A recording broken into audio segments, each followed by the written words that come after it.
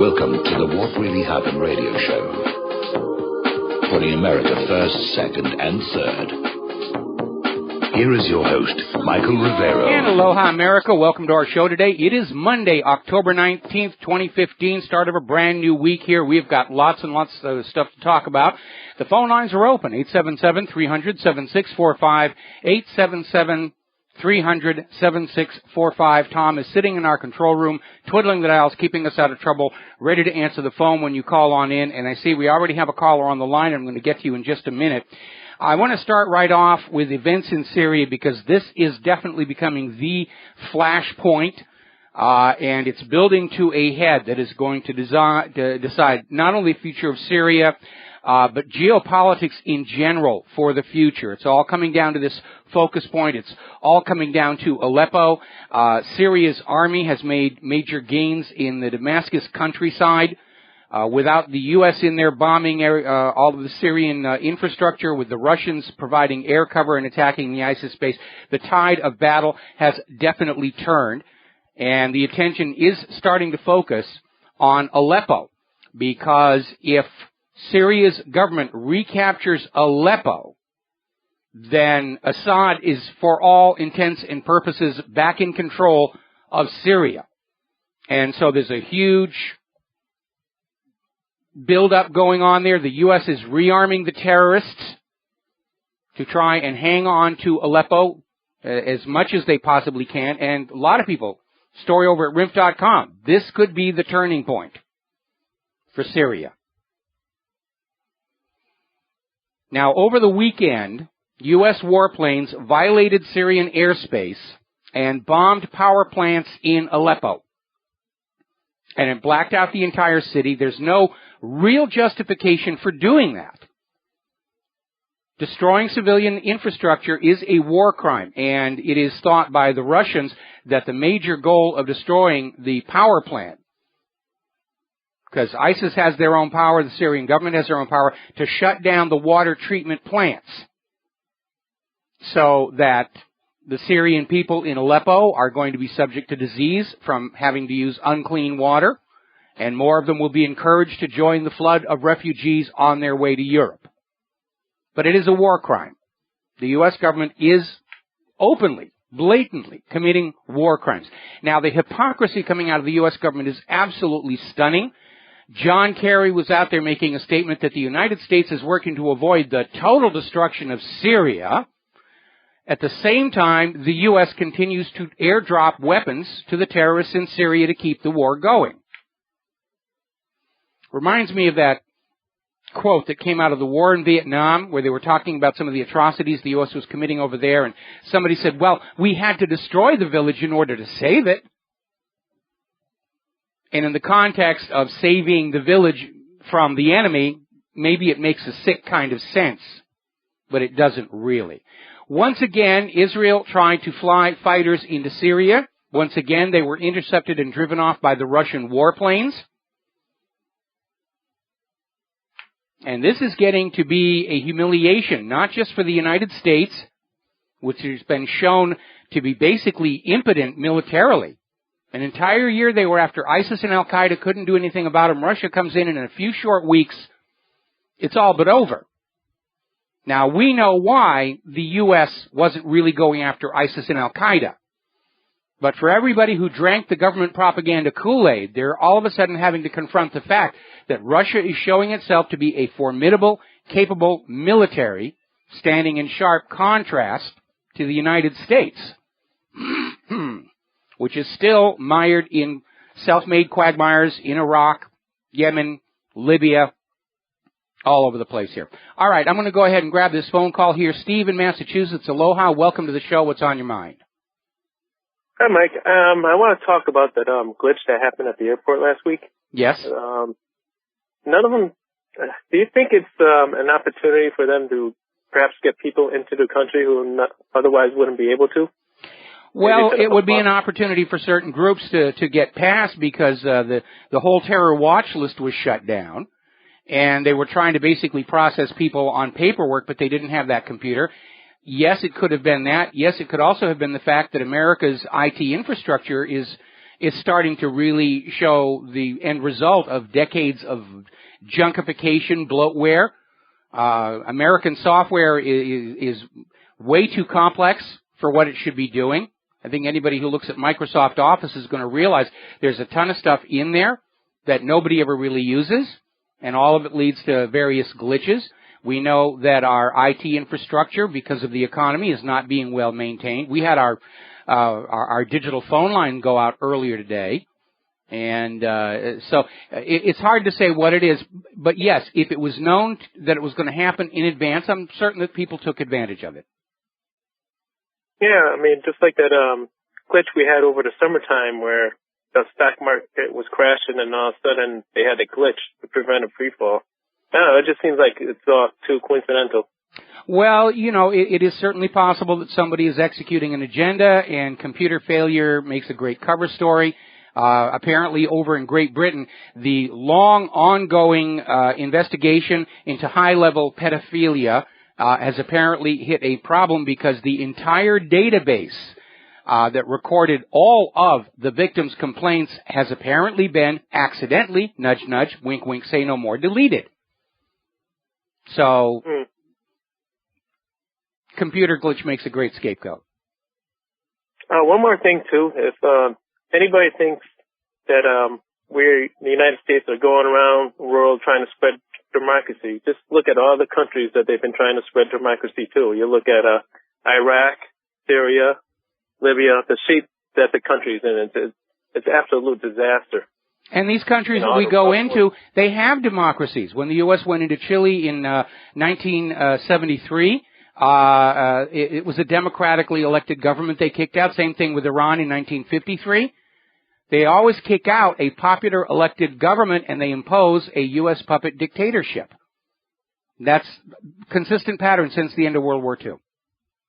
Yeah, I said to my wife when we were watching TV, I said, is this what democracy looks like when they show buildings being blown up? You know, it's just... Yeah, it is. It's ugly. Well, the good news is everybody realizes it's all lies and deception and fraud. And the U.S. isn't interested in bringing democracy anywhere, or we would not have out-of-control election fraud in this country. It's all about rule of the world by the money junkies, and anybody who helps them is richly rewarded for it, and everybody else is left to starve. Yeah, there's a lot of distrust now. Good. That's good. Around the world. Yeah, that is good. That is good. People should never trust their government simply because it is the government. Okay? Okay, well, thank you, Michael. All right, we're going to let you go. We're going to grab a call from Sunny in Pennsylvania. Aloha. Welcome to the show. What's on your mind? I was wondering if you read the article this week in the New York Post. It's titled "The Plot Against Donald Trump," and the Post stopped short of saying, the establishment is running false flags on Donald Trump. They're talking about plans, dirty tricks, and just all these years of poo-pooing, 9/11 truthers as nut jobs. They're talking about false flags now.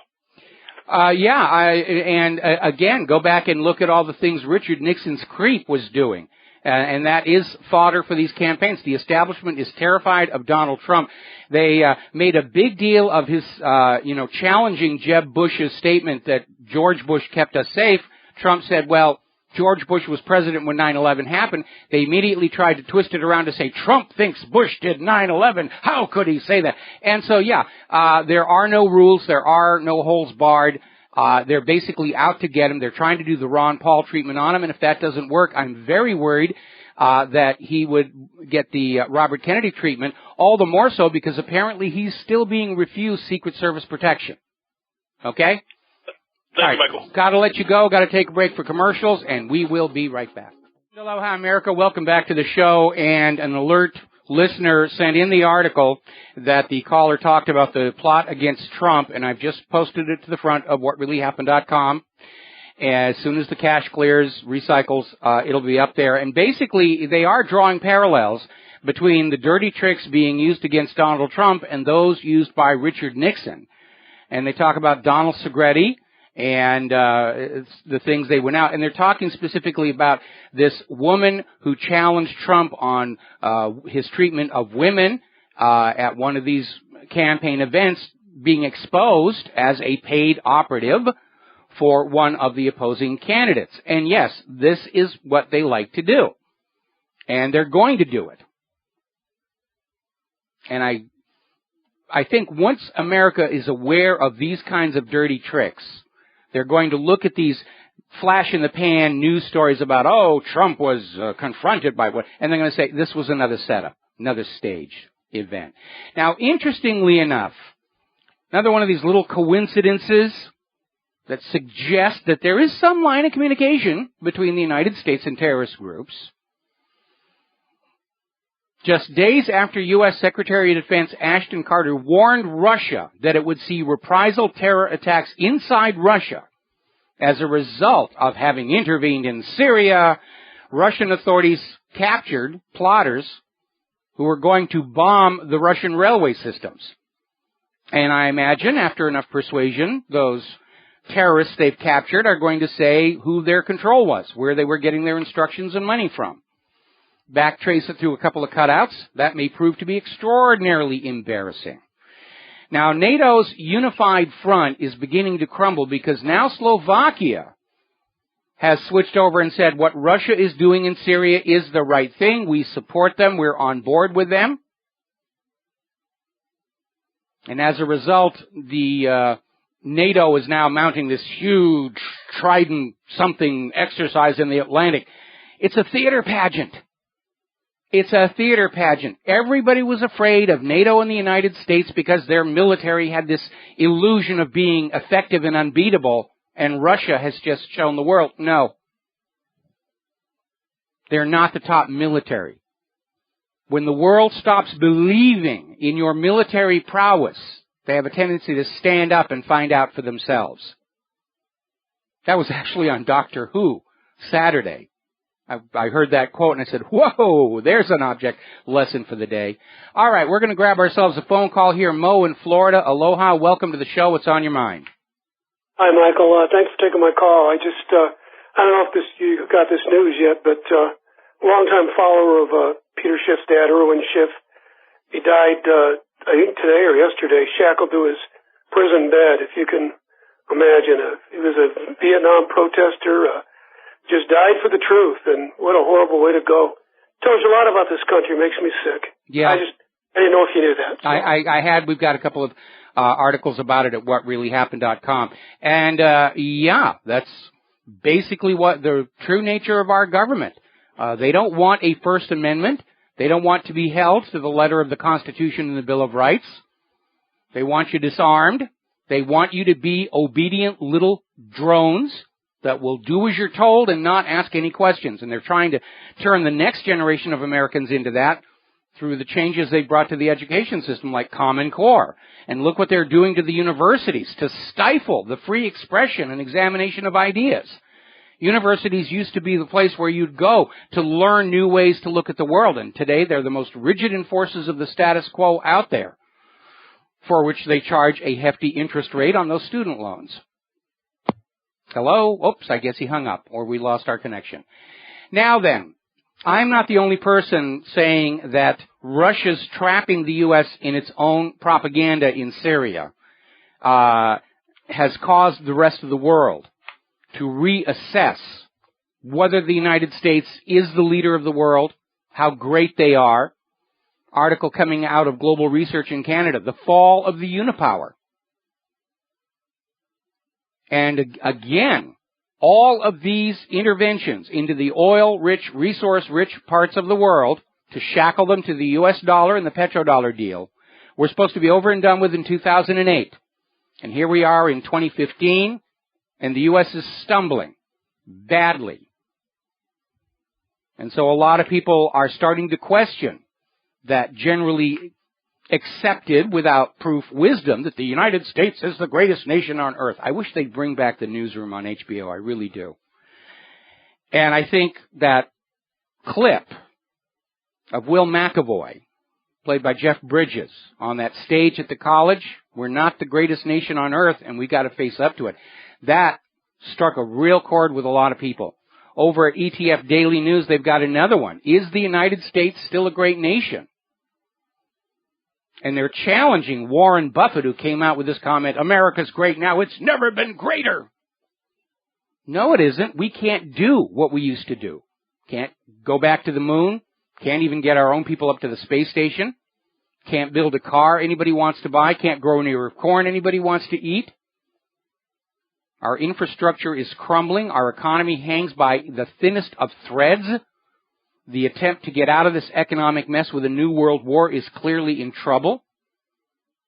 We're not a great nation unless you measure greatness by the ability to go out and ruin other people's lives, including those of your own citizenry. By that measure, yes, the United States is the greatest nation on earth.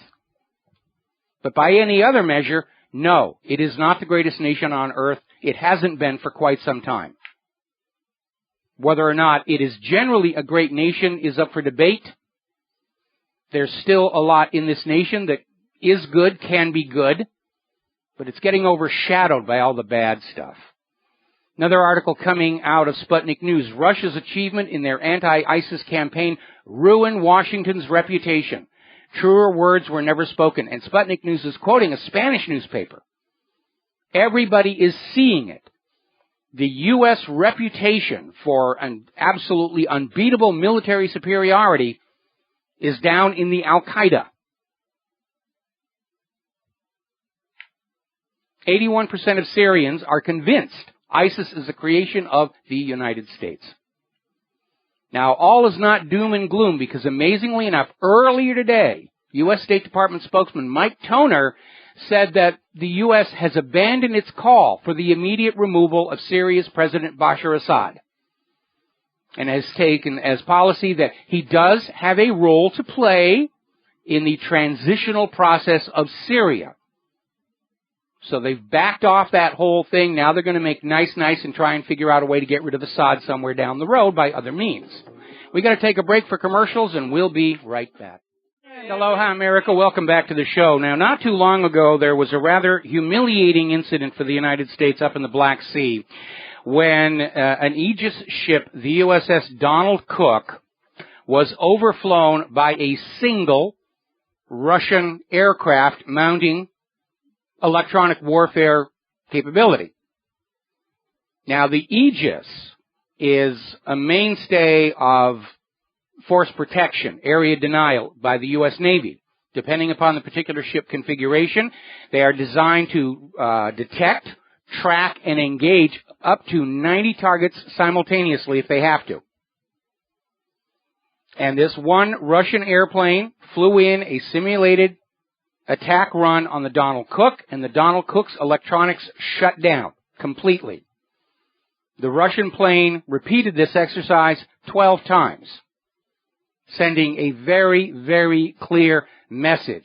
Reports are the crew of the Donald Cook was absolutely demoralized because they had been indoctrinated with Aegis arrogance. You know, we're a one ship, one war. We can beat anything. A lot of people are thinking that the primary reason the United States pulled the USS Theodore Roosevelt, the carrier, out of the region when the Russian ships arrived was to prevent a repeat of that humiliation and the exposure to the entire world that the U.S. systems are not as great as advertised in those defense contractor brochures. And now, apparently, Russia has installed at Latakia another version of their jamming system, which has created an absolutely impenetrable electronic bubble 600 kilometers in diameter over Syria, through which nothing that NATO has, nothing that the U.S. has, can see. Coupled with the S-300 missile defense system mounted on a cruiser off the coast, they've literally created an area denial system. The U.S. and NATO cannot go anywhere near Latakia. The Russians will know they're coming. They can't see if the Russians are coming back. It's another impressive demonstration. Now, over in Iraq, pardon me, the Baghdad government is going to ask for Russia's direct military assistance in the fight against ISIS. Russia will probably agree. Now, we know because of what happened with al-Baghdadi, where he got injured in Iraq rather severely, and the CIA arranged for al-Baghdadi to be moved to Turkey for hospital treatment. That makes it very clear that in Iraq, as in Syria, ISIS is a proxy working for the U.S. government. And now Iraq wants Russia to come in and scrub these U.S. proxies off of their soil. Now, speaking of Iraq, over the weekend, there was a revelation, which was not much of a revelation to those of you who read my website or listen to my radio show, because we've been telling this all along. But apparently a memo was revealed during part of the investigation into email servers, Benghazi, and so forth, which confirmed that a year before the start of hostilities in Iraq, the second invasion, George Bush met with Tony Blair. Remember, Blair went to Texas for a private little meeting, and it was there they agreed, we're going to start a war in Iraq. We want to get rid of Saddam Hussein. And remember, this was at the exact time where the United Nations gave Iraq permission to sell Iraq's oil for the euro, which was an economic threat not just to the United States, but to Great Britain as well. And so Bush and Blair, according to this memo, met in Texas and said, we're going to come up with a war on Iraq and get rid of Saddam Hussein, which is what they did. The British media are calling it the deal in blood. They're furious about this. And it's amazing I'm not seeing anything about it in the American corporate media. But this memo basically says, these two leaders got together, said, we're going to have war on Iraq. And everything that you were told after that, weapons of mass destruction, nuclear weapons, mobile biological weapons laboratories, anthrax, all of that was a lie to trick you into supporting a war of conquest with your money and the life and limb of your children. I hate to say I told you so. No, actually, I rather get a kick out of it. So we reprised our lie of the last century article of all the reasons why we knew that this war in Iraq was based on nothing but falsehoods. Now, the British people are up in arms. The American people should be. They aren't. Maybe too much fluoride in the water. Maybe too many prescription antidepressants out there. Article coming out of stopwar.org. We have cast iron proof of Tony Blair's war crimes. So no more excuses from the Chilcot Inquiry. Remember the Chilcot Inquiry? They were going to really look, just how did Tony Blair get us into this war? Was it really justified because there weren't really weapons of mass destruction? Now they know. They've got the proof in black and white. Bush and Blair just sat down and said, let's have a war. It'll be fun. All at Crawford, Texas. And everything since then was a lie. Remember the Downing Street memo? It said right in there, the decision to have war on Iraq was already made. They had to fix the propaganda around it.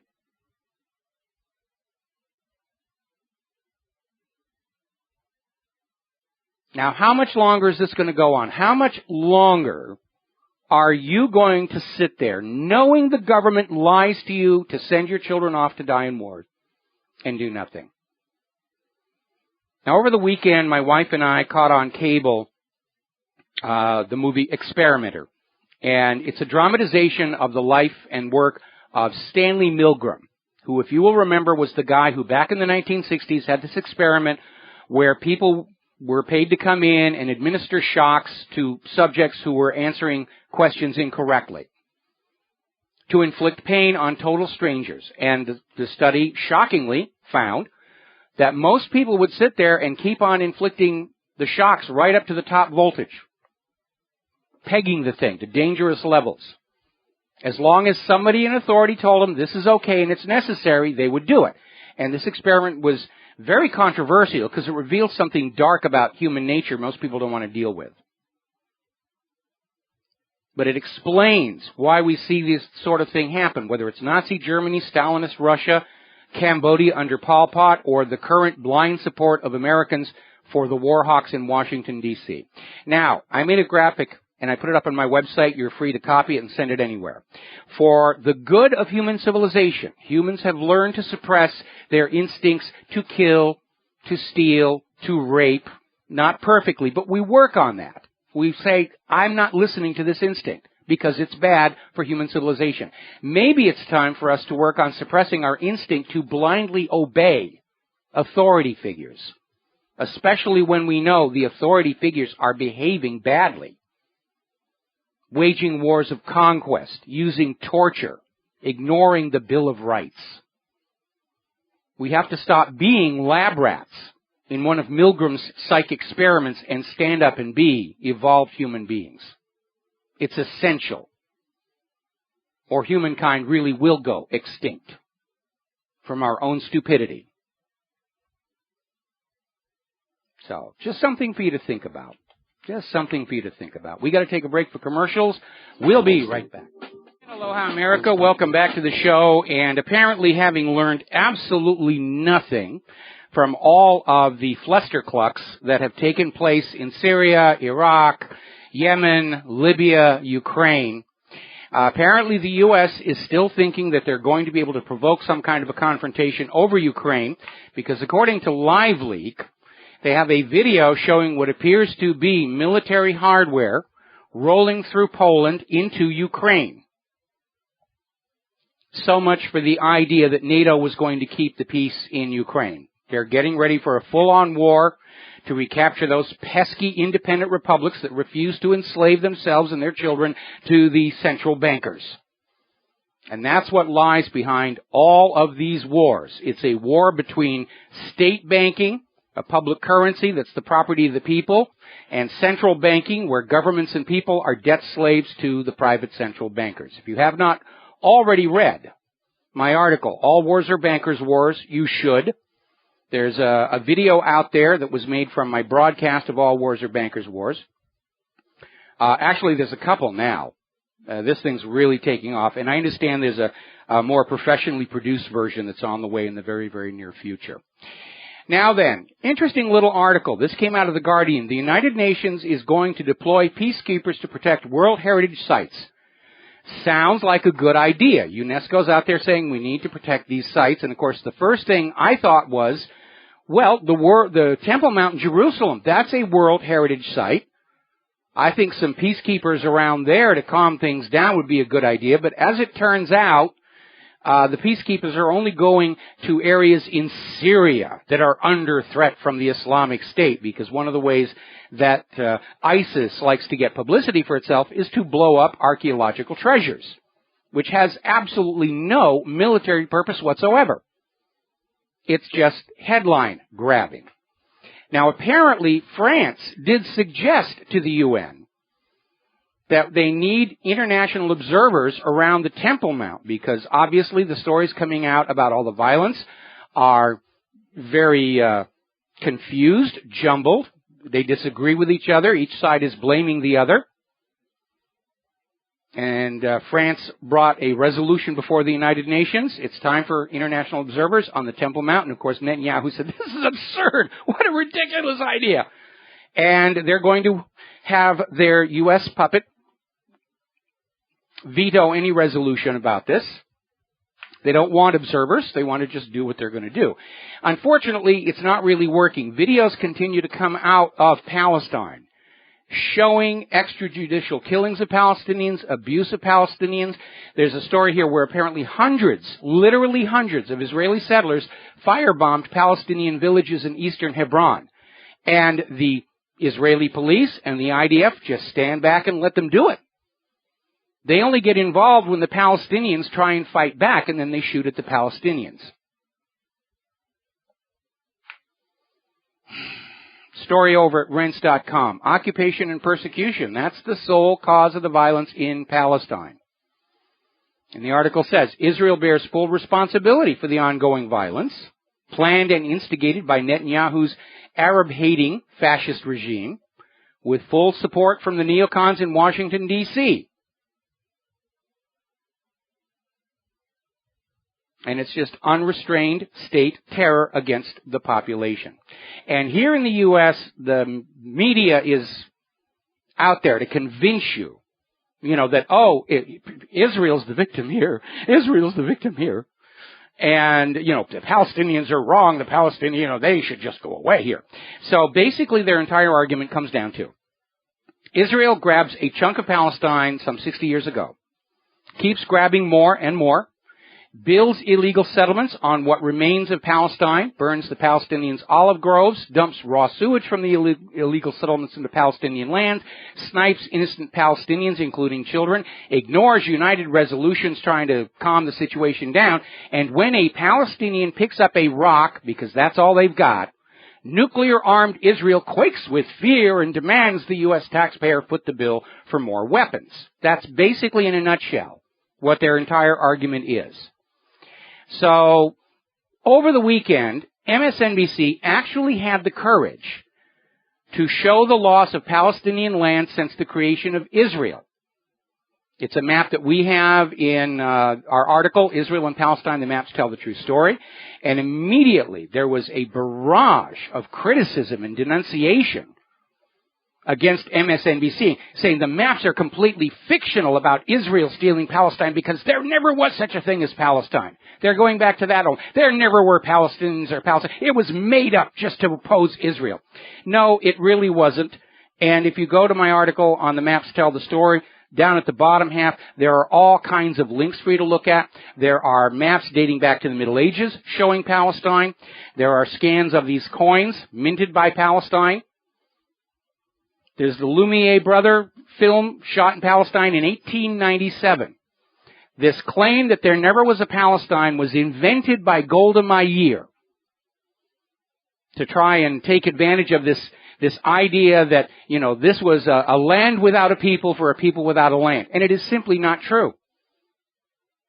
And they're back to trying to use that one to say that any map showing how Israel is stealing Palestine are nonsense because there's no such thing as Palestine.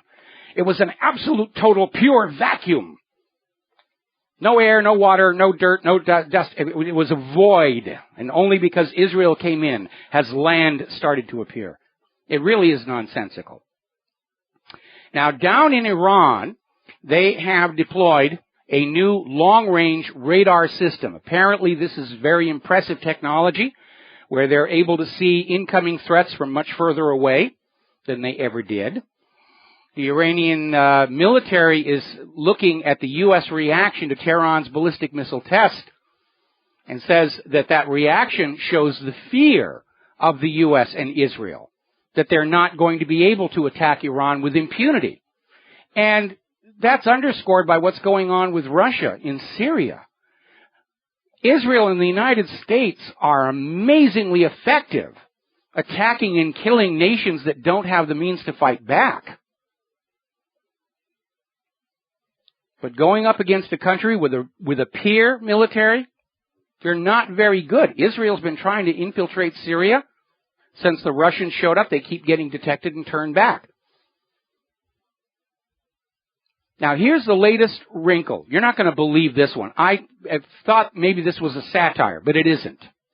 This is over at antiwar.com. U.S. officials are complaining that Iran is complying with the nuclear deal too fast. Iran is moving as quickly as they can to implement their half of the P5+1 nuclear deal, and the U.S. government is alarmed at the speed of their compliance and worried that Iran may have unreasonable expectations that the U.S. will implement their side of the deal in any kind of a timely fashion. In other words, the U.S. has no intentions of keeping their side of the P5+1 deal, and they're trying to make it look like it's somehow Iran's fault for rushing to keep their side of the agreement. That's what's going on here. Can you see how absurd the propaganda has gotten? They get the deal. Iran is saying, I'm keeping my half of the deal. And the U.S. is saying, no, you're keeping it too fast. We wanted you to draw it out so we could stall and, move closer to war and find some other way to derail it. And they're openly admitting Iran is keeping their half of the deal, and the U.S. is going to drag their feet. Why? Because their masters in Tel Aviv want that. Footage has emerged showing Saudi Arabian bombers using cluster bombs against the civilians of Yemen. That is a war crime. Cluster bombs are banned for use against civilian targets around the world. And finally, from Afghanistan, we are getting confirmation. The Doctors Without Borders Hospital in Afghanistan was on the U.S. database of targets to leave alone before the attack. The Pentagon has admitted, yes, we did know it was a hospital. It was on our database, but somebody said attack it anyway. It wasn't an accident. Nobody was shooting at them from the building. And now, of course, the U.S., to investigate what happened, has driven a tank over the remains of the hospital to basically destroy any evidence that might still be there. Doesn't get more absurd than that. All righty, we're coming up here. There's our music. We're going to take a news break and commercials. When we come on back, some interesting developments regarding the exposure of the U.S. drone agenda. Aloha, America. Welcome back to our show, hour number 2. The phone lines are open, 877-300-7645. Now, recently, in fact, last Thursday, The Intercept published what they called the drone papers. These were leaked files explaining just how it is the United States picks targets for the drone strikes. It's all over the web, and it's absurd to read it. They're not going after people that they know have done anything or represent a threat. It's profiling. In one case, exceptionally tall men are deemed to be likely fighters and targeted. And in one horrific incident, drones spotted what appeared to be a very tall man in a crowd. It was actually a normal-sized guy surrounded by children. They hit the guy, killing him and all but one of the children. That's how absurd it is. Now, this information is all over the web, but it is still technically classified. And so the U.S. government is now warning all of their service people that they cannot read this online or they'll risk their own security clearances. That's how scared the U.S. government is, that the rank-and-file military are going to find out just what's really been going on. And they're out there saying that if you read this information on the web anywhere, you will lose your security clearance. So if people in uniform, they're being lied to even more than civilians by this government. They're trying hard to make sure that people in uniform don't know what's really going on, what it is they're risking their life and limb for. So let's talk about the economy now. Oh, the debt is out of control everywhere. European Union, U.S., Japan. It is unpayable. Actually, it always was, because under the model of private central banking, debt always exceeds the available money supply. They're able to manage the debt and make payments on it, but the debt grows and grows and grows until it swamps the system, and that's where we are right now. And so, rather than admit this fatal design flaw in the model of private central banking, they're using all these Band-Aid measures, duct tape, baling wire, whatever they can find. Quantitative easing, they're going to do that some more. And negative interest rates. Not for them, for you. If you're borrowing from them, it's a positive interest rate. If they're using your money in the bank, it's a negative interest rate. They literally will help themselves to your savings accounts. And they're pushing for a cashless society so that you are forced to put your money in their banking system where they can help themselves. Best way to be a bank robber? Own the bank. And all the quantitative easing in the world and all the negative interest rates are only prolonging the inevitable. It's not a fix. It's a patch. Everybody's kind of wondering, with all this quantitative easing, we're seeing inflation, why aren't we seeing more of it? Well, because they're using the ultra-rich as a cash sink. They create the money, they pour it onto the stock market to keep it in the green, and then it pours right back out into the pockets of the 0.1%. And it magnifies the wealth inequality. And they're doing it to conceal the rate of inflation. That's what's going on here. Now, as you heard on the news break, they're already starting the debate about the debt ceiling. And they're talking about certain things sequestered, and the political pressure is already out there not to talk about the cost of all these wars, not to talk about the welfare state, especially in connection with the flood of illegal immigrants coming into this country and signing up for all these social programs. Don't want to talk about that. And of course, it's a false question.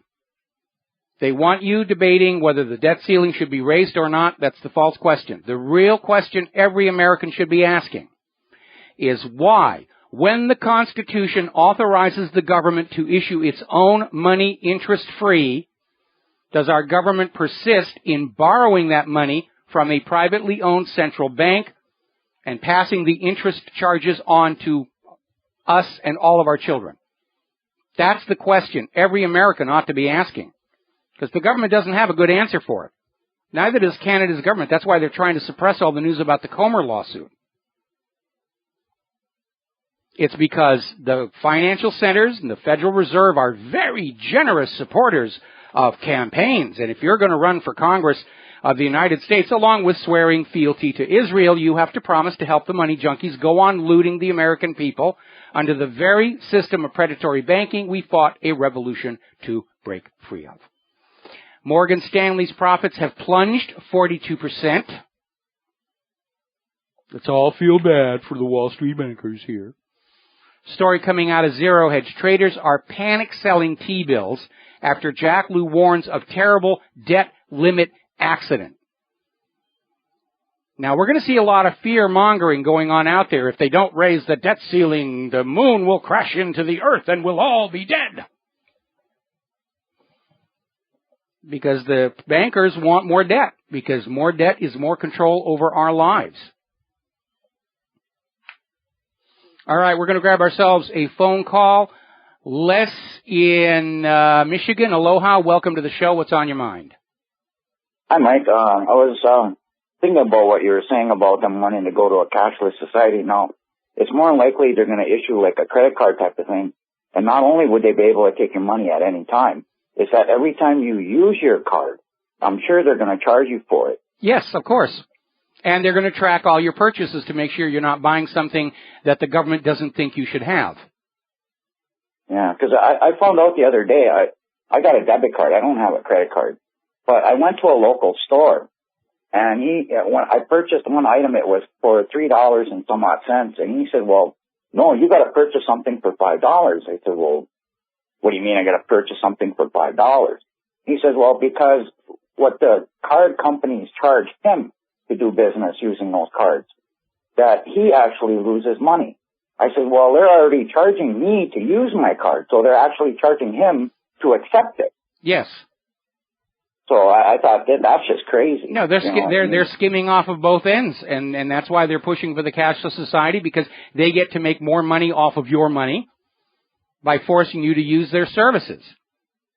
Yeah, and that's the way I think that's going to head to, too, because they can't just keep making money, because the money actually is useless. So what they're going to do is they're going to give you like credit, but those credits are going to be useless too, because you're actually you don't have anything tangible with it. I mean, you can't. That's exactly right. You can't put it in your bank or put it in your piggy bank, or you can't put it under your mattress. You can't do anything with it. I mean, I suppose you could put your card in a can and bury it in the backyard. You went good. You know. Yeah. Well, remember the saying we have on that coffee mug we sell in our store: the last official act of any government is to loot the nation. And that's the phase we're in right now. The money junkie system is starting to crash, and every single solution amounts to finding some way to take wealth away from the people and give it to the bankers to keep it going just a little bit longer, so that when it finally does implode, it's on somebody else's term in office or somebody else is sitting in the CEO chair. That's the way they think. You know, I'm just going to find some way to just kick this can forward so that when it all blows up, it's not my name in the history books for this horrendous crash. But I think they've run out of can to kick. A lot of people are now starting to say that. That's what I was going to say. It's not their fault. It's something else's fault. Oh, of course, they're always looking for somebody to blame. Oh, it's the Russian hackers, it's the war. And again, that's why they're pushing so hard for a world war, because every time the U.S. gets into this kind of a mess, they distract from it or get out of it with a world war. Crash of 1907, World War I. Crash of 1929, World War II. Crash of 2008, here we are. All set to make the same mistakes all over again. Les, got to take a break for commercials. I'm going to let you go. Thank you for the phone call, and we will be right back. And aloha, America. Welcome back to the show. And yes, the crooked bankers need to be in jail alongside all the crooked members of Congress who helped them do what they did. Now, we're talking about the economy here, and it is now starting to become very obvious a lot of states are in economic trouble. Illinois is catching a huge amount of flack. They've just had to cut off their payments on their state lottery. The U.S. government has declared there will be no cost of living increase next year for Social Security recipients, even though rents and food and fuel prices are going through the roof. But all those illegal immigrants crossing the border are immediately encouraged to sign up for a Social Security card. Now, what is really hitting most state and local governments that are on the edge of bankruptcy are sky-high health care and retirement costs. Now, the retirement costs are a promise made by the government to their own workers, and they're supposed to take care of that. But we know health care costs in this country are completely out of control. Americans pay thousands of times more for the care that they can get in other countries. It's just this huge money-making racket. Now, everyone's talking about the national debt of 18 trillion or 19 trillion, and nobody's really sure what it is. But the reality is, according to this article over in Investment Watch blog, and I've seen this number around in other sources, the U.S. government's total debt and all the unfunded liabilities, things they have said we will do, but they don't have the money for, totals over $210 trillion.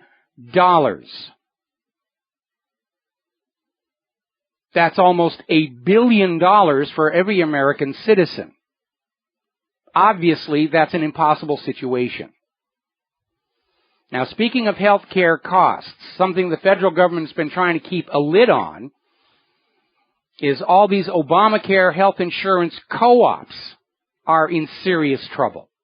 Despite the very punitive fines being handed out by the Internal Revenue Service for non-compliance, there are apparently 11 of these co-ops are on the edge of failure, but they're being concealed.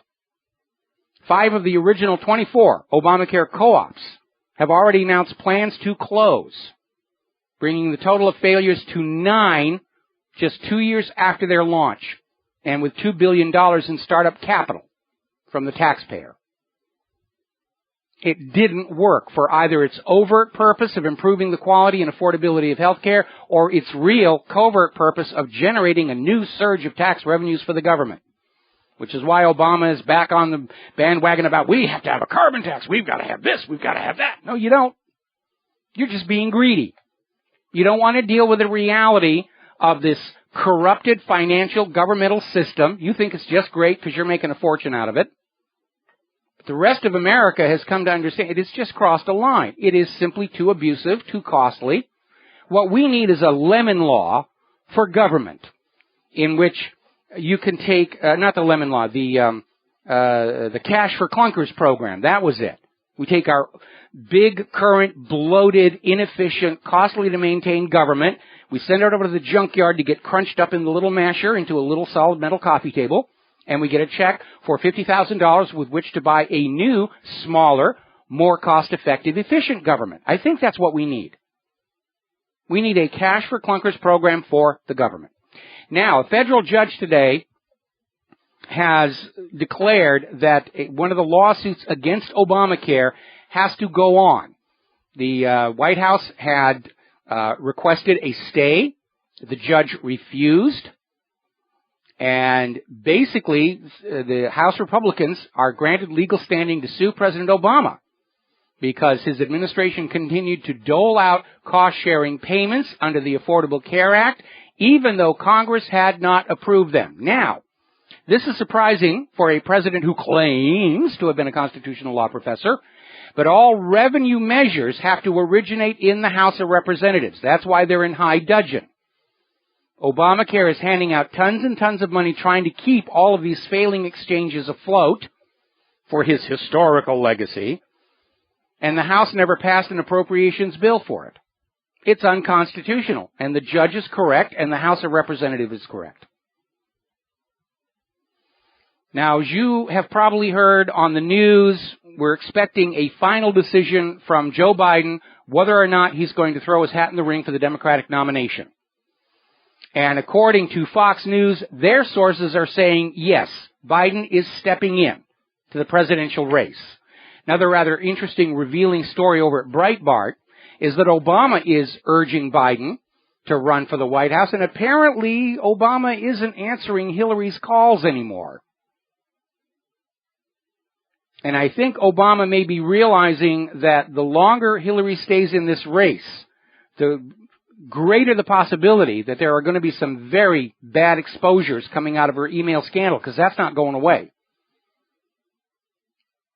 The exposures are, we already know what's in there. One of the things that's in there. The U.S. government, at the same time they were telling you ISIS and Al-Qaeda were our enemies in the war on terror, the U.S. government was arming and supplying ISIS and Al-Qaeda in Syria and in Iraq to act as proxies. But you're supposed to think they're the enemy. It's Emmanuel Goldstein. Do your 2-minute hate. That's a scandal that can bring down the entire government once Americans are forced to confront that. And, of course, I am still of the opinion that the pairing of a private email server with worse security than the Ashley Madison website, paired with a charitable foundation legally allowed to accept money from foreign sources, and a lot of that money did come from foreign sources, represents a repeat of the 1996 Chinagate Secrets for Donations scandal. And that's another one that would be a body check against the credibility of the U.S. government. Meanwhile, Hillary's out there desperate to try and ditch the email issue, and she's out there saying it's time for a nationwide gun ban. We have to repeal the Second Amendment. It's worth considering. And she's now latched onto Australia's gun buyback program as something they need to look at. We're going to go out there and however much tax money it takes, we're going to buy all those guns off the streets. The problem with that, of course, is the people willing to sell their guns to a government buyback program are not the people who do bad things with guns in the first place. Every gun buyback has been a failure. The only reason to have a gun buyback is to generally reduce the number of guns among the population in case the population happens to lose its temper and get upset. That's what it's all about. Meanwhile, story coming out of IntelliHub, apparently a liberal professor has compared law-abiding gun owners to slaveholders and says they should be shot. That is really out there. Gun owners ought to be shot and killed. Or at least shot twice where it hurts real bad. We'll be right back after these commercials. Aloha, America. Welcome back to the show. Now, as we were mentioning before, the gun grabbers are out there. Guns are bad. We got to get rid of the guns. We're going to buy all the guns back. Yeah, people who are willing to sell their guns, they're not the ones you got to worry about. And then we have that professor out there saying gun owners are like slaveholders and they should all be shot and killed. Meanwhile, apparently there was a church service at the City of God Ministries, and in the middle of the service, some guy walks in with a brick and attacks the pastor. Pastor was carrying concealed, shot and killed his attacker. Police weren't there in time to stop the crime, were they? They never are. All right, I'm going to take a momentary step out from politics here because over the break I went out to get the mail. It's all junk mail, but one caught my eye. And it's a mass mailing on, we will loan you unsecured amounts up to blah, blah, blah, blah, dollars to help you reduce your debt. Yeah, I don't think so. But it illustrates just how desperate the financial system is to get the debt back up there. Because without debt, there is no money. Without debt, there's no control. When they send me things like that, we're going to loan you all this money, I have to laugh. I wouldn't loan me money. And I, like all Americans, we don't want more loans. We don't want more credit. We want the jobs with which we can earn the money to pay the debt back. Why is that so difficult for Wall Street and Washington, D.C. to comprehend? Now, the corporate media is making a big deal over a Twitter war taking place between Jeb Bush and Donald Trump, in which Donald Trump took Jeb Bush to task for a comment Jeb keeps making about how his brother George Bush kept the nation safe. And Trump said, you know, your brother was president when 9/11 happened, which is undeniably true. George Bush was down there in that school in Sarasota, Florida, as the president, reading about pet goats when all that 9/11 stuff was going down. And the media is jumping on Trump. They're trying to spin it that Trump is saying Bush had something to do with 9/11, and that's not what Trump said. But I'll say it. Yes, George Bush was part of the 9/11 plot, the attempt to create the new Pearl Harbor that was mentioned in the document Rebuilding America's Defenses, a policy paper from the Project for the New American Century, where they were going to turn the United States into the masters of the world, but absent a new Pearl Harbor, it's going to take us a while. Bingo, you get a Pearl Harbor. And this is coming hard on the heels of the revelation that George Bush and Tony Blair cooked up the entire war in Iraq at a meeting in Crawford, Texas, a year before the invasion actually started. Right after the UN gave Iraq permission to sell Iraq's oil for the euro. And so, yeah, we know Bush does underhanded, nefarious things. Now, getting on back to that school in Sarasota, Florida, this is one of the most telling pieces of evidence that Bush was part of this. Now, do you remember back when John Hinckley Jr. took a shot at Reagan?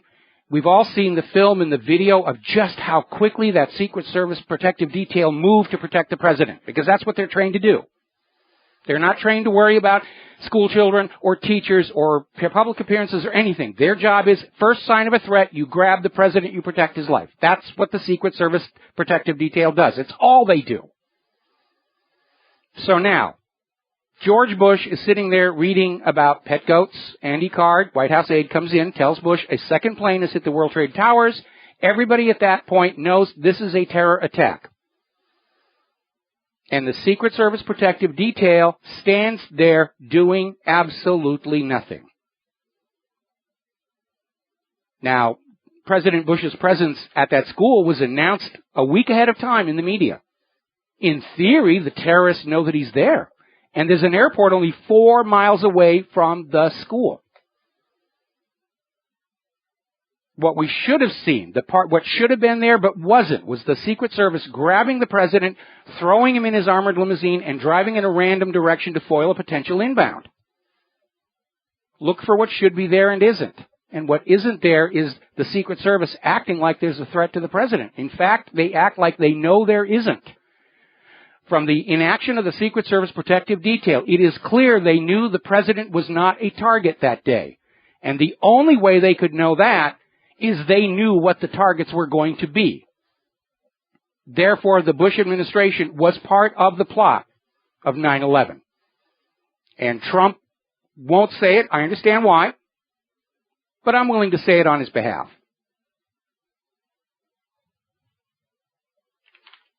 Then there's the thermite in the building, the way Building 7 came down.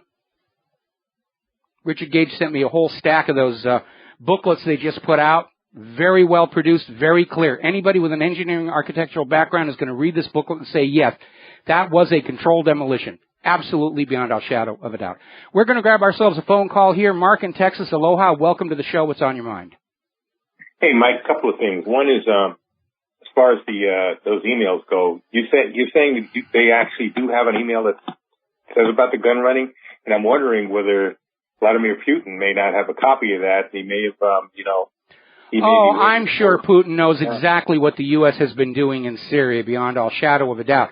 There are no emails that confirm the gun running yet. That's obviously the part that's missing. But we know about the gun running because it's now been confirmed from all these other sources.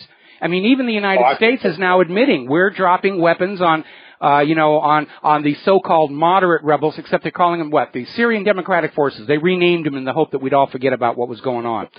And that's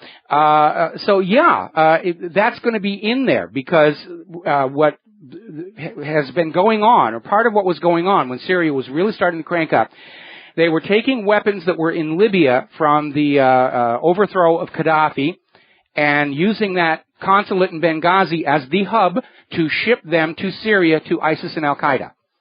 And do you think that ambassador was dirty, or do you think he was just maybe he had a pangs of conscience? What do you think was behind it? I'm not sure. Okay, obviously for him to be there, he had to be part of the operation. He knew it was dangerous. That's why he was asking for more security, but he never got it. And as for the actual attack on Benghazi, it may have been that somebody said we got to stop the gun running, or it may have been somebody in our government said the gun running's gone on long enough. Now's the time to erase the paper trail and stage a terror incident for Obama to exploit as he goes into his election campaign against Romney, which I think was a big part of it. And it got out of control. Okay, I also suspect that poison gas came from there also, and it was snuck through Turkey into the hands of the so-called rebels. And I wonder whether that's going to be in any of those emails. And that's why I suspect that even Trey Gowdy, as good as they say he is, I don't know if he wants to go that far. He might. I don't think he does, because it means his job. It means everybody's job.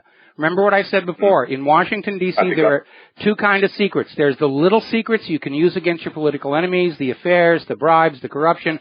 Then there are the great secrets that destroy the credibility of the entire government all at once. The truth behind the Kennedy assassination, the truth behind 9/11, the truth behind the gun running to these terrorists. Because, I mean, if Hillary was doing this on her own, she's guilty of treason, giving aid and comfort to our enemy in a time of war. And we were all told ISIS and Al-Qaeda were our enemy in the war on terror. I don't think she did it on her own. I think she was acting under orders from Obama, and Obama is now going to throw Hillary under the bus to get people to stop looking at her and her emails. We'll be right back. And aloha, America. Welcome back to our show. All right, let's see what's going on here.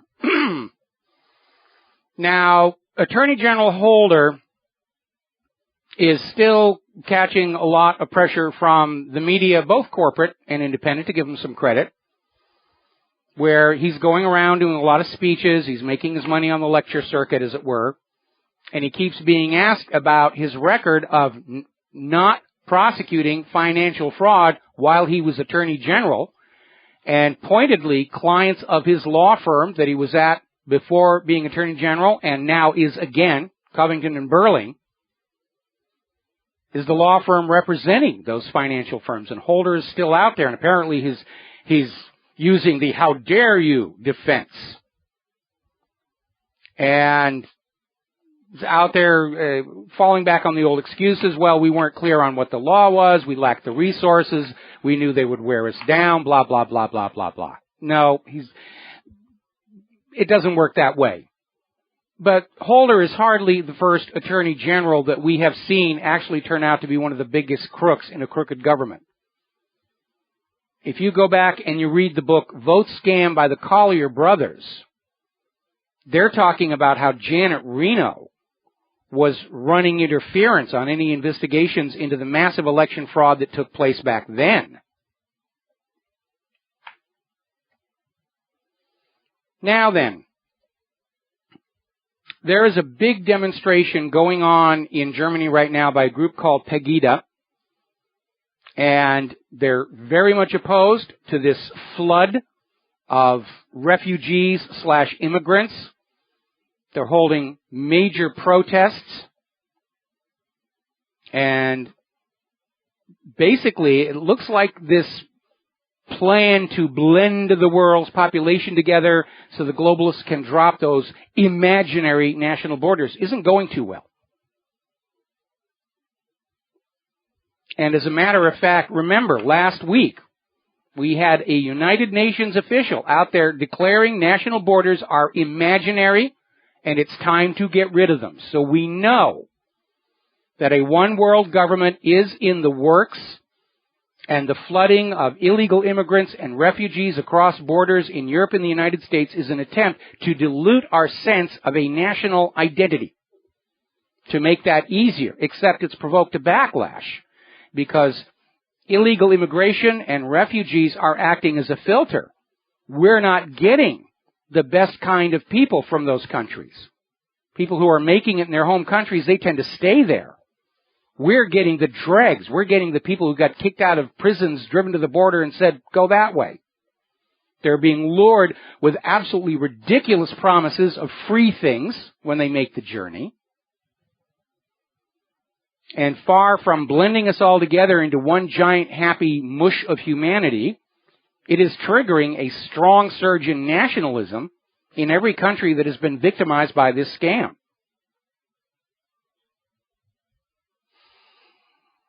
Okay, as I mentioned earlier in the show, the independent inquiry into child sex abuse in Great Britain has been forced to apologize after the database of testimony from victims of child sexual abuse was instantly and permanently deleted from their servers. Now, if you know anything about computers, you know that when you delete something, it's actually still there. I mean, Windows and Macs, they've got the little trash can. You can go in there and recover it. And even if you can't, it's still on the disk and can be recovered. This instantly and permanently deleted, somebody went in and erased it, overwrote the file. Talk about cover-ups. Well, we don't have the evidence anymore. I guess we'll have to let all those child molesters in high positions go. You know, we're sorry to have bothered you. All right, we're going to grab ourselves a phone call. John in Barbados, aloha, welcome to the show. What's on your mind? Hello, Michael. Thank you for having me on. Yeah, I've been looking at the efforts of various parts of the U.S. administration and the establishment, and it seems to be going collectively insane. Yes. They contradict each other. I mean, threatening to kill climate change deniers. I mean, good grief. You know, it's a nonsense. And we're looking at all these efforts, the drone kills, which we know are killing 90 innocent members for every single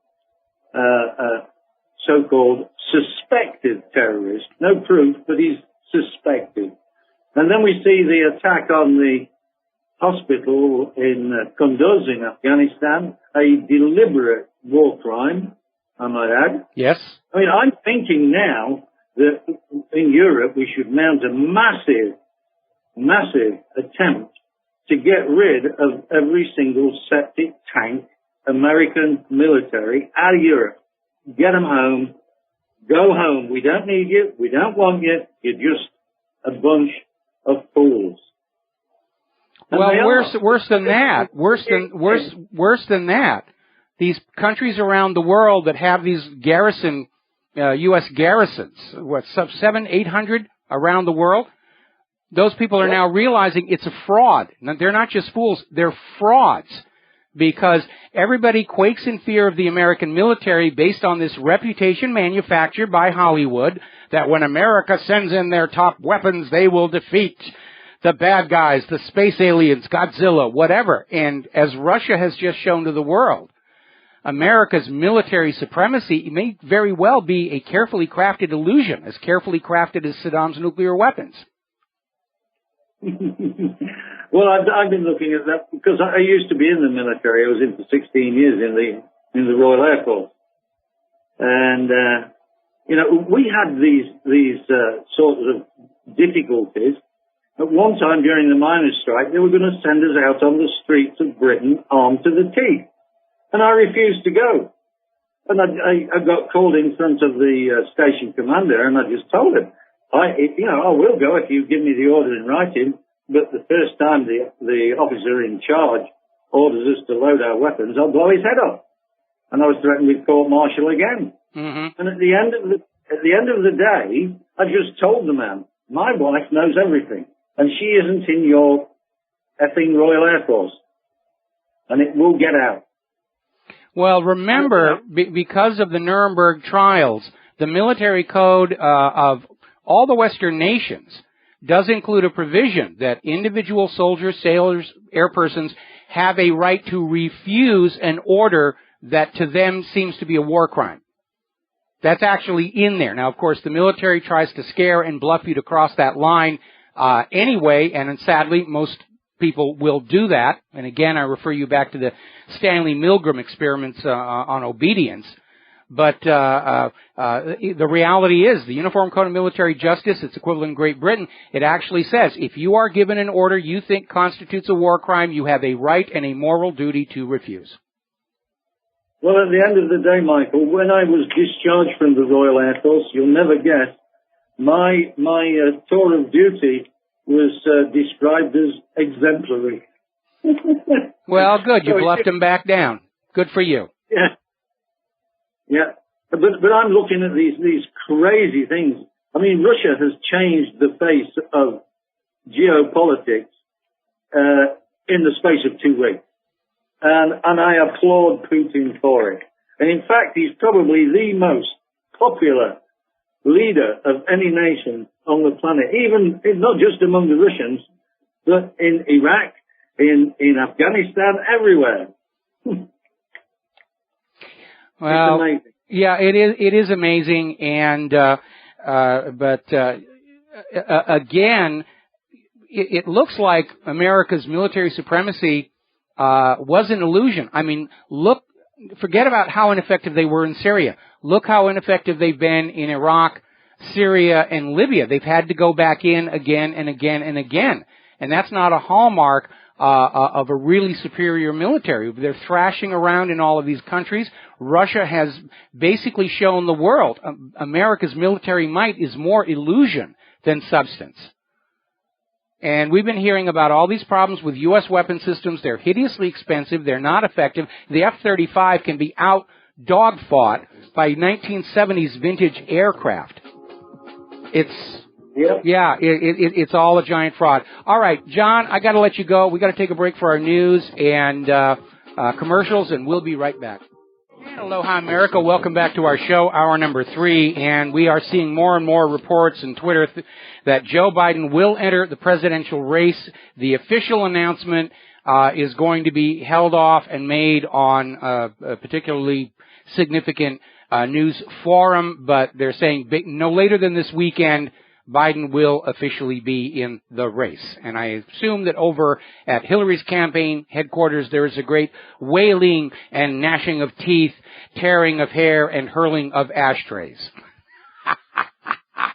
Okay, now,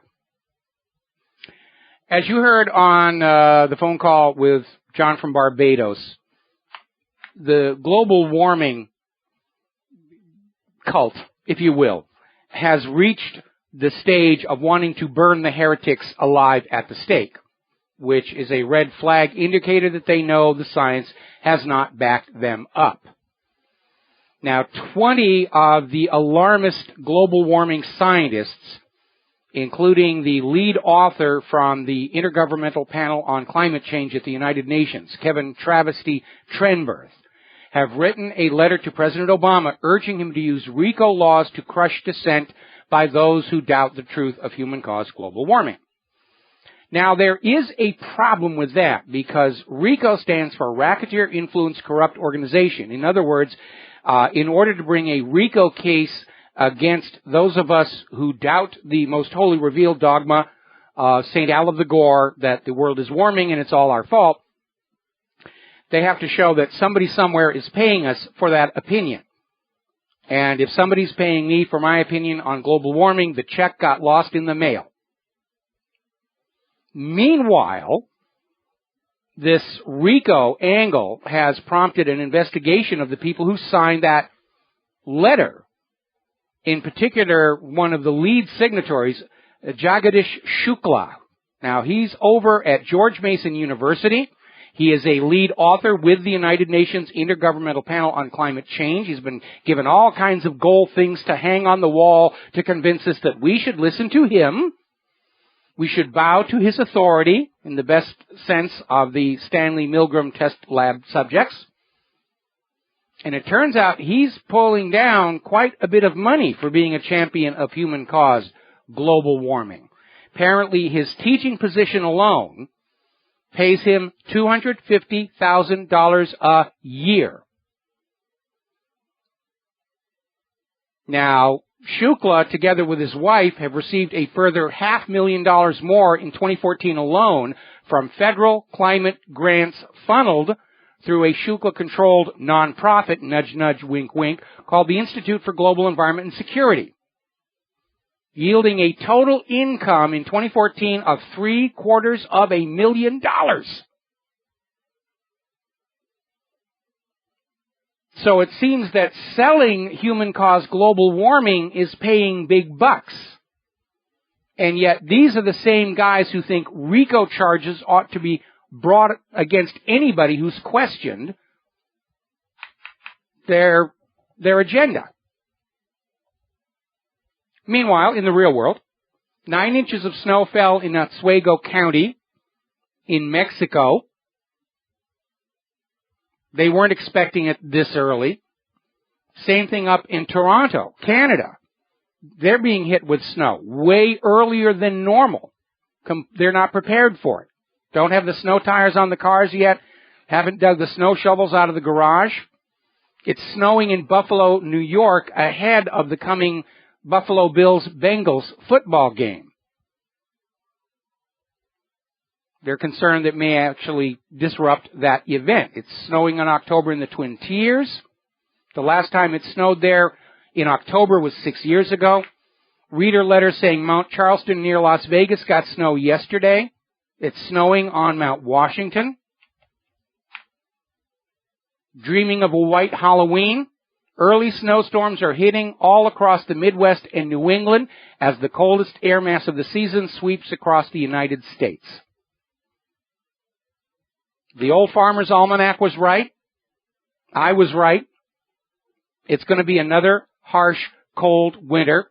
And already we're seeing the global warming cult out there in the media flooding the net with stories about, well, it may be cold and icy where you are, but trust us, the heat is there. It's hiding in the bottom of the ocean. It's hiding in the Arctic. It's deliberately hiding under your couch so you can't see it, and it will leap out and devour your dog unless you pay us a carbon tax.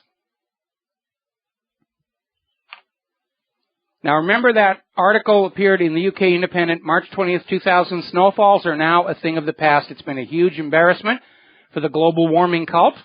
And not surprisingly, last week the UK Independent Orwellized that article from their website, which doesn't make a darn bit of difference because we've got copies of it. It's out there. They're never going to get it back. So they're in a big bit of a jam there. And remember, you've got a global population that has grown very skeptical of government, and that's a healthy thing. They've grown very skeptical of the corporate media. That's a very healthy thing.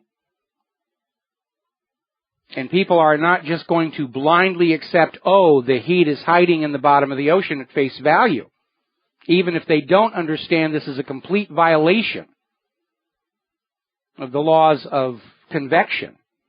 They're even out there trying to use the movie The Day After Tomorrow, saying that actually that's real science.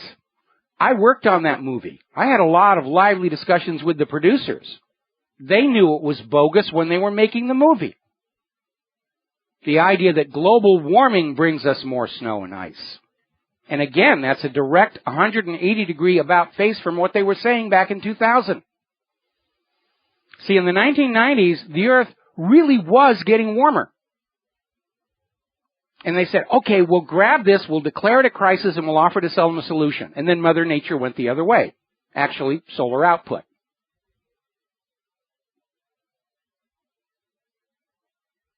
Anybody who says there's no such thing as a wide-ranging conspiracy to defraud the people of planet Earth, we got one, staked out naked for you to study and learn from. It involved the United Nations, IPCC, NASA, NOAA got on board, all of these so-called educational science TV channels, National Geographic, educational institutions like Penn State, University of East Anglia, the New Zealand Meteorological Bureau, the UK government's Met Office. Remember in 2009 they were predicting a snow-free winter, and England got hammered. And by the way, they learned their lesson. This year, the UK Met Office is saying, yeah, it's going to be a rough winter. And you better be ready for it. All right, we're going to grab ourselves a phone call here from Dustin in New Jersey. Aloha, Dustin. Welcome to the show. What's on your mind? I got global warming in New Jersey. It's been cold here the last couple of nights. Yeah, it's actually unusually cold here at night in Hawaii. During the day, it's still warm and tourist weather, but nights are actually getting very chilly. Hey, Mike, I want to talk about Wayne Simmons, the fraud that was on Fox News. I bet it's going to be real cold for him in prison. Well, I imagine he'll probably get off with a wrist slap because he's a darling of the corporate media and the government. The real scandal, though, isn't that this guy got away with claiming he had a 27-year career with the CIA.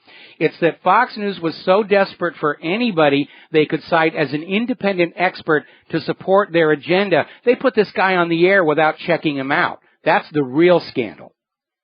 But, Mike, here's the thing, though. Fox News and all of them have a history. I wonder if people can do some research and find out the background. Because remember during the Iraqi war, they had this Saddam's bomb maker on, and after the war, the guy disappeared off the face of the earth. Yeah. They did the same thing. They're all like paid people. Fox News knew who this guy is. They know. Yeah, well, you could be right. They knew he was a phony, but he was a convincing phony, and they put him. I mean, look at Brian Williams. Got caught blatantly lying, had to take a $2 million a year pay cut. Ooh, poor baby, but he's still on the air. Okay, we got to take a break for commercials. Thank you for the call, Dustin. We'll be right back. Aloha, America. Welcome back to our show here. Now, as you know, the world is very concerned about this surge of genetically modified products pouring out of the United States and spreading across the globe. There's concern already that we've crossed the line where we can pull it back in, where contamination of non-GMO crops is now irreversible, and that may have been part of Monsanto's plan all along, to contaminate all of the food crops on Earth so that from now on, anybody wishing to produce food for anybody in any country has to come to the United States to buy their patented seeds. Doing to the world with food production what the Federal Reserve did with the U.S. dollar and is now failing at, I might add. Now, much of the world has banned GMO crops, including 2/3 of the European Union. Well, that cannot be allowed to stand. And we are seeing that the European Union in Brussels wants to get rid of the existing European Union law that allows member states to ban GMOs. When there was this big fight over GMO and the European Union passed their law saying GMOs are allowed across the European Union, they included a provision that the member states could opt out and ban them. And I guess they didn't think they was actually going to happen. But it has. And so now, just like we're seeing here in the United States of America, they want to take away our choice over whether or not we eat these synthetic products. And there are now 40,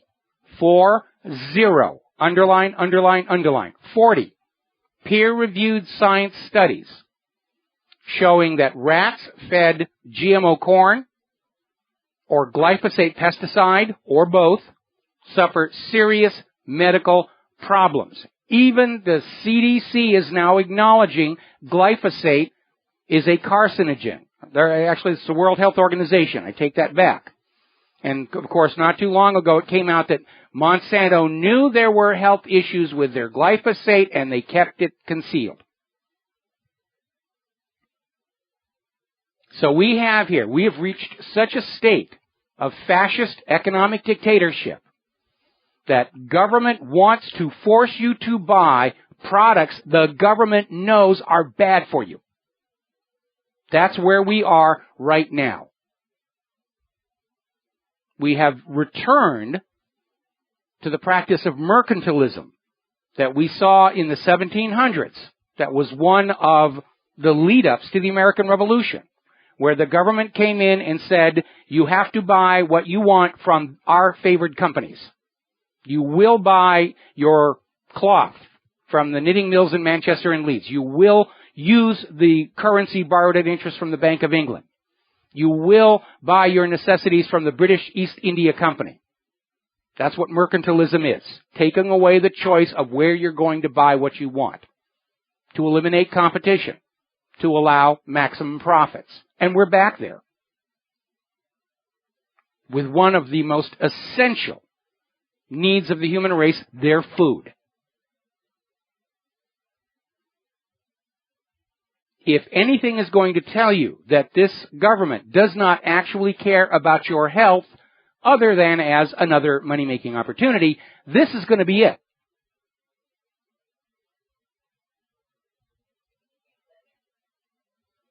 Now, apparently, as you know, there's been a big stink all this time about fluoridation, and movies obediently made fun of anybody questioning the fluoridation of water. Made them look like kooks and silly. They even had it in the movie In Like Flint. Fluoridation. Even in Dr. Strangelove, messing with the purity of our water. Anybody questions that's crazy. Well, we know that fluoride in drinking water does not, in fact, have any effect on dental cavities. It is a mild tranquilizer. And a lot of places have stopped fluoridation. They stopped it here in Hawaii in the 1990s. And apparently there is a company that was getting rid of highly toxic fluoride waste, selling it to municipal water departments across the country as cheap fluoridation chemicals. In other words, this company was taking dangerous toxic forms of fluoride and saying, this is the fluoride you can put in your drinking water. They have been fined $2 billion for violations of the Federal Resource Conservation Recovery Act. And this is not new. That when the United States was starting to build their nuclear weapons, the uranium centrifuges feedstock is uranium hexafluoride. They'll mix the uranium with fluoride to turn it into a gas, to allow it to be spun around the centrifuge, to enrich it for the bomb stuff. But when it's all over and they have the weapons uranium and the depleted uranium, they've got this toxic fluoride sludge, and it was piling up.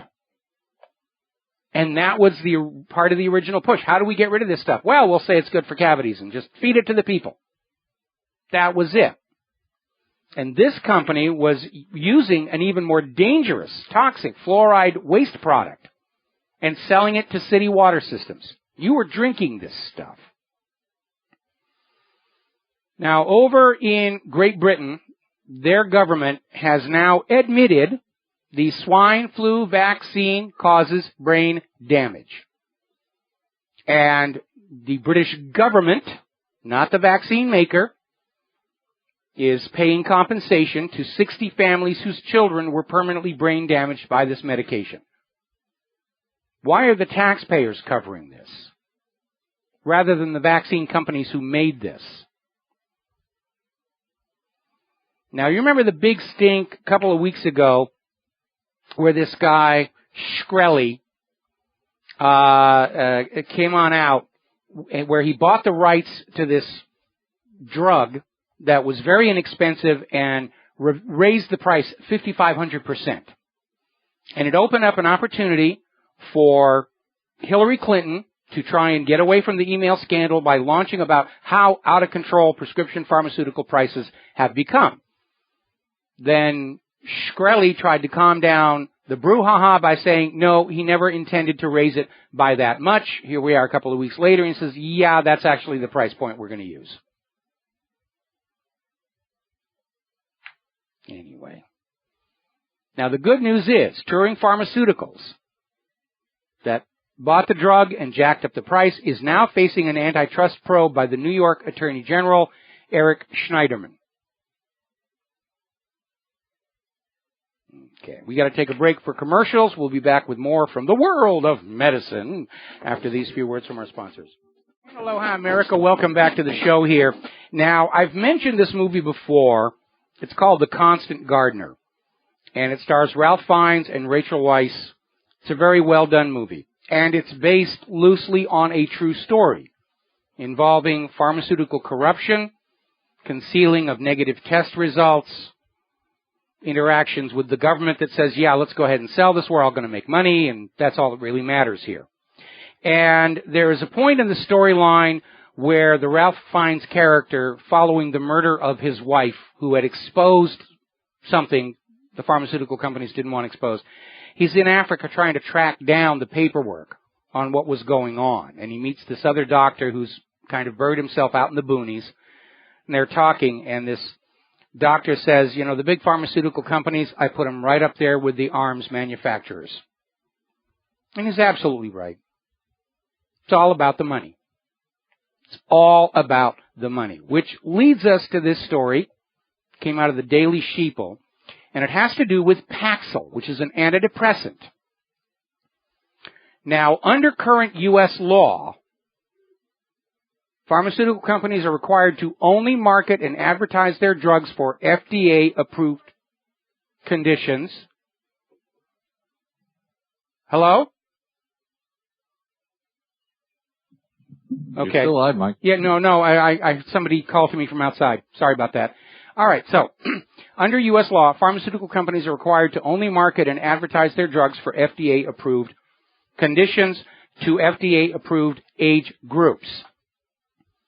Now, the FDA did not approve Paxil for use in adolescents or youngers, but not concerned about the law, GlaxoSmithKline illegally influenced doctors to prescribe the antidepressant Paxil to teenagers and kids for years. They had over 2 million prescriptions for Paxil written for kids in 2002 alone. And the doctors went along with this knowing it was not FDA approved for these patients, because GlaxoSmithKline had a study called Study 329, which claimed to show the drug was well tolerated and effective in children. GlaxoSmithKline paid for the study. Now we know that Paxil is actually very deadly for younger patients.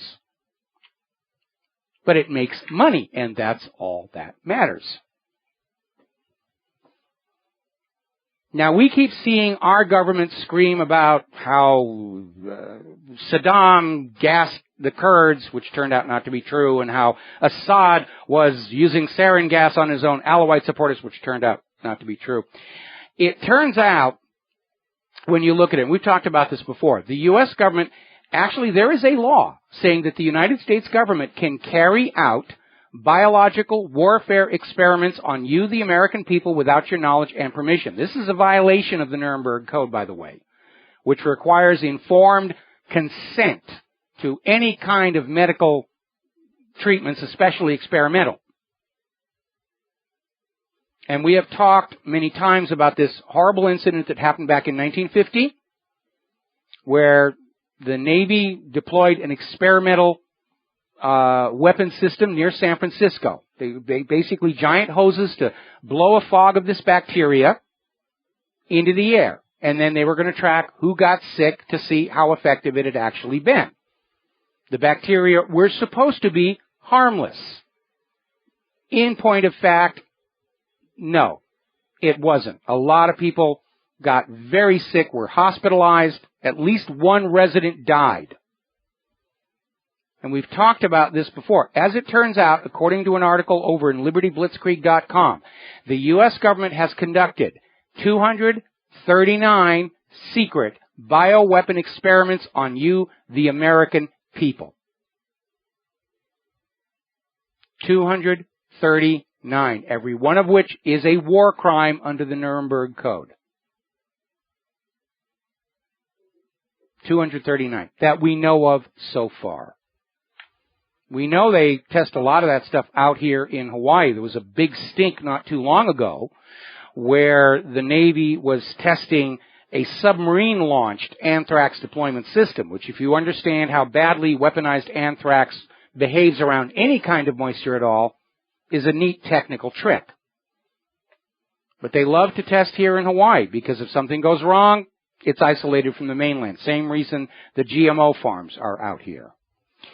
All right, let's get on to child sex trafficking and child crimes. As I mentioned earlier in the day, the British inquiry into the epidemic of child sexual abuse by the rich, famous, and powerful has hit a bit of a snag, as the database with all the victims' statements of abuse was permanently and instantaneously deleted. And I don't think anybody is going to buy that one. You know, computer failure has become a great excuse for covering up wrongdoing, whether it's Lois Lerner and the abuses of the Internal Revenue Service, or Hillary Clinton and her missing emails, and now all of the collected accusations in this British inquiry into pedophilia and child abuse at BBC, Westminster, poof, it's gone. Now, here in the United States, there was an operation called Cross Country 9, a multi-state effort to track down on sex trade and human trafficking, especially the trafficking of children. And they found and freed 149 children and arrested 151 alleged pimps who were operating all of this. Now, there's no breakdown on the pimps in terms of gender or ethnicity, but I remember back in the 1990s when there was a big stink, the hardcore feminazis were out there screaming about how men were responsible for the sexual abuse of children, and then it actually came out in the FBI statistics that when children are sold for sex, overwhelmingly it's the mother that is doing it, whereupon the feminists came back and said, well, the men made them do it by not making enough money for them. It's, you know, it's like global warming. No matter what happens, we blame the designated targeted scapegoat. Now, down in Florida, a man got, I'm not kidding you, an 885-year sentence on child porn charges. But with time off for good behavior, he could be out after just 270 years. And, yeah, I mean, that's really out there. Now, I'm a worldly gentleman, and when it comes to adults, anything goes, as far as I'm concerned, between consenting adults and the occasional small appliance. But when children are involved, I have some very primal instincts that kick in. And I get really very one-sided on the debate. You do not harm children. You do not abuse children. You do not force them to grow up by forcing them to experience that sort of thing, because growing from childhood into adulthood is a one-way trip. You don't get to turn around and go back. And somebody who abuses a child sexually, they're not just abusing their bodies. They're stealing their childhood away from them. And there's no way to give that back. And I really don't understand why this is out there to begin with. But, like so many other social ills, it seems to be increasing in per capita occurrence as more and more of these prescription antidepressants flood into our society. Now, the disgraced former bishop of Luz has been jailed for 32 months for sex crimes on his young monks. Apparently, a black gay pastor has been indicted for kiddie porn. This is over at the Oak Hill Missionary Baptist Church in South Memphis, also a member of the Baptist Ministerial Associations. And, yeah, the congregation is saying it's sickening, it's sad. Yes, it is. And I just don't get it. We'll be right back after these few words. Aloha, America. Welcome back to our show. Last segment of the program today here up in Oregon. Two followers of Oregon City's Christ Church, the Hickman family, who don't believe in doctors. And I understand there's reason to doubt Orthodox medical treatment, but there are some reasons you should go there. Apparently, she had a premature birth at home, and rather than seek medical help, the couple prayed to God for a miracle. The baby died, and the couple has been sentenced to jail. And again, you know, it's not like medicine is all bad. It's definitely dominated by profitability, but when you have a premature baby, yeah, it's got to be cared for. And praying over it is not going to work. Now, there's an article out here talking about churches and their tax-exempt status. Because we know some churches, especially the big television ministries, they're just raking the money in. And if those churches were taxed like for-profit agencies, they would generate an additional $71 billion per year of tax revenue, as opposed to trying to sell us all on the need for a carbon tax and getting the money out from that. Now, there's an article coming out of the Times. Child cancers are up 5,000% near Fukushima. And they're saying the radiation doses may be considerably higher than was officially reported. Ooh, imagine my shock on that one.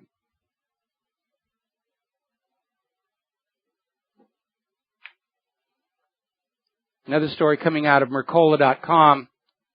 The stink of pink. Why mammograms are vastly oversold. And you've seen it every year. Got to get the yearly mammogram, which is actually, according to my wife, a very painful experience. And it's ionizing radiation. And it's amazing they still do it, because I remember some years ago somebody developed a process called diaphanography that used infrared light to do the same thing, and it didn't catch on. And they're basically coming to the conclusion that yearly mammograms are actually causing more breast cancer than they detect and prevent.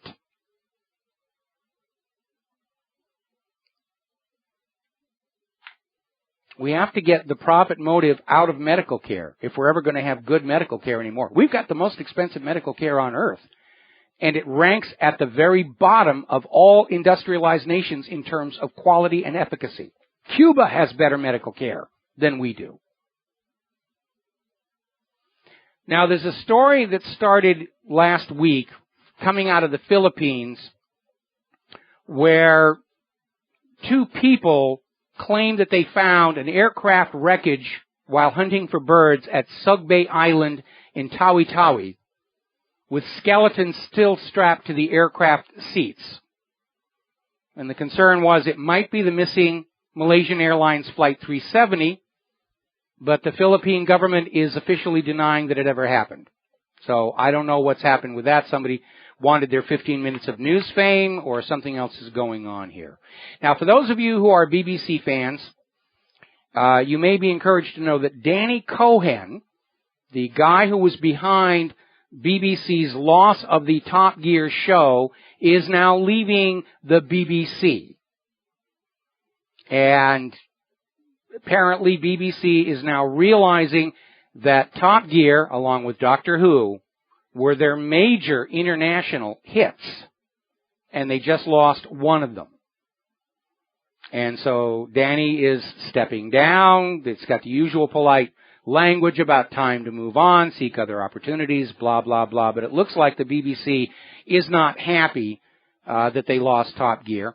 The early reports are that the new host is not going to capture the audience, because, let's be very honest, the show was all about Jeremy Clarkson, James May, and Richard Hammond in their bizarre adventures across the globe. Now, Amazon has hired them to produce a program for Amazon. I think it's going to be called Gear Shift. And they're not even pretending to review cars anymore. It is going to be nothing but Jeremy, James, and Richard in weird, bizarre motoring adventures around the globe. They've been given a huge budget and a tremendous amount of latitude. I hope they come here to Hawaii. I'd love to meet them. Claire would love to meet them. Huge fan of the show. It's because of them she wants a Bugatti Veyron as her dream car. Claire's laughing in the other room. And it was a good show. Overall, BBC does produce quality programming, and in many cases much better than we're seeing coming out of the American studios right now. And to be very honest, it's kind of amazing. When I was a kid, TVs were simple. Two knobs, off-on volume and the channel selector. That was basically it. Then color TV came in, had a couple more to fiddle with. And Today, we've got the cable box with thousands of channels, all showing exactly the same thing over and over and over again. And I got to tell you how unnerving it is to be watching a TV show and all of a sudden have your TV saying, firmware update to your smart controller is complete. Do you wish to run it? Our technology has become decadent. It really has. And I saw a commercial for the latest high-end BMW, where apparently you can use your tablet to control everything in the car, which seems to me a very unsafe way to be driving the car. There are already laws here in Hawaii. If you're driving and you're using your smartphone or your tablet, it's a $300 ticket. There we are. And anyway, and I think our technology has become overbloated, because the marketers are always thinking we want the latest gadget, we want to show it off to our friends and family. The latest technology is being sold as a fashion accessory rather than as something that you're actually going to use. And in a healthy economy, you can get away with that. People are going to buy the iWatch, the iRing, the whatever, just to say, see, I've got it. I'm a real human being. I've got the latest and greatest. In a stressed economy, that business model really doesn't work. And unfortunately, a lot of these high-tech companies, whether it's Apple or Microsoft, they haven't picked up on that. They still think the business model is every 5 years, everybody's going to buy a whole new computer, a whole new operating system, and then buy new updates to all of their applications. And it's simply not practical any longer. I actually got an email from somebody at Microsoft asking what was my problem with upgrading to Windows 10. And I wrote a very long response to that, which has not been replied to. The guy was addressing my concerns about the upward compatibility of my apps. Oh, well, we have a compatibility checker here, and if it says you can do this and you can install that. And everything is like this huge list of things that you can do that maybe will get your older applications to work on Windows 10. And I asked him, why should I bother? It's a lot of work you want me to do to basically arrive at where I am already right now on Windows 7. You haven't given me a reason to think Windows 10 is any better than Windows 7 other than its newness, its hipness, and guaranteed more government intrusion. And I think that's why their sales are staggering. And like so many other corporations, they're trying to partner with the government and the stores to force you to buy new products over and over again. Remember that documentary, Pyramids of Waste? Also went out on the title, The Light Bulb Conspiracy. American businesses do not prosper by coming up with new products for you to buy. They prosper by forcing you to buy the same thing over and over and over again. Nothing is built to last. You're supposed to buy a new car every 5 years, a new computer every 5 years, a new TV every 3 years. That's the business model. In a healthy economy, you can get away with that. We don't have that economy any longer. And American corporations had better realize that and adjust their thinking, or they're going to go extinct. There's the music. Time for me to get on out of here. I got to do the Jim Goddard Show up in Vancouver. We'll be back tomorrow here on the Genesis Communication Network. Until then, stay safe, stay informed, stay skeptical, make good choices, ask important questions, share what you know with everybody that you know. We'll be back tomorrow. Aloha, America.